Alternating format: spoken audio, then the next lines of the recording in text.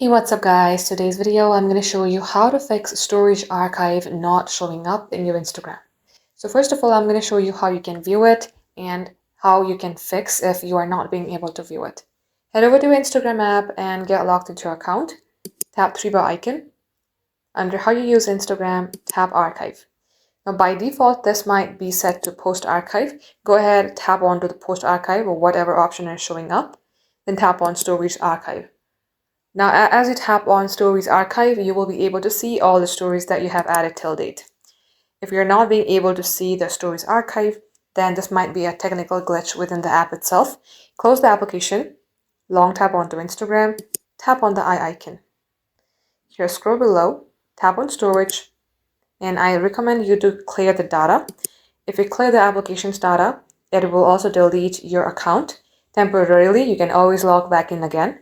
So go ahead, delete the data, and as you launch your Instagram application, it will ask you to re-log into your Instagram account.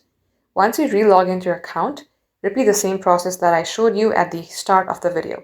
Tap three bar icon, go to archive, go for Stories Archive, and your Stories Archive will be there. Thank you for watching.